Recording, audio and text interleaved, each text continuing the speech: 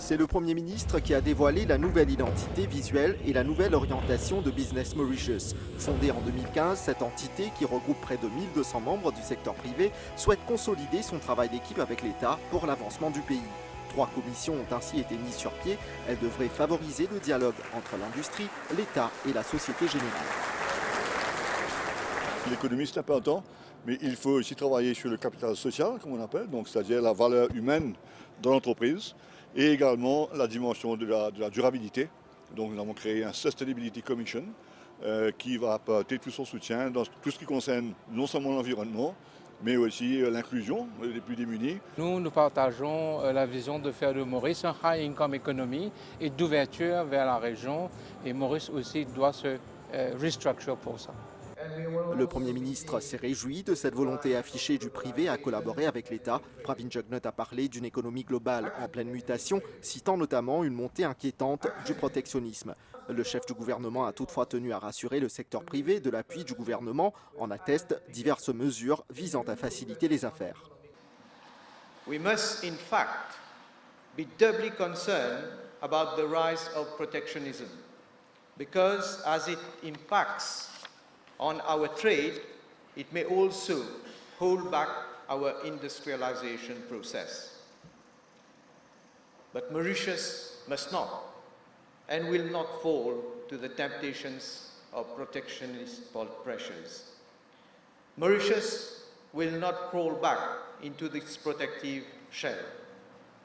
Instead, our trade and industrialization policies, as well as our labor market and macroeconomic policies, will be driven by the need for our country to be globally competitive across all sectors, including the domestic-oriented industries.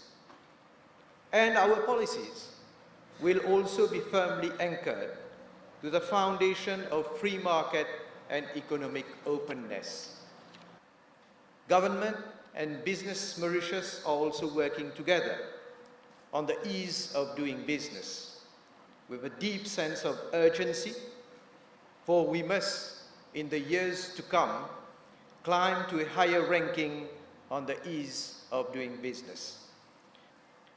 One of the key projects is the development of an e-licensing platform, which is funded by the European Union and which should be ready for operation, hopefully, by December this year. The Business Facilitation Bill, which I will bring to the National Assembly in April this year, will set the necessary regulatory amendments to make our country more business-friendly and give a boost to investment, both domestic and foreign. I will personally ensure that there is greater policy coherence among the various ministries and departments so as to have faster and more effective implementation of some of our key projects. Le Premier ministre a également encouragé le secteur privé à faire partie intégrante de la stratégie africaine du gouvernement. Pravin Jugnauth a aussi cité d'importants projets de développement qui devraient redéfinir le paysage socio-économique du pays. Il faisait référence au projet Métro Express, au développement au port et à l'aéroport, de même que de la construction d'un nouveau complexe sportif.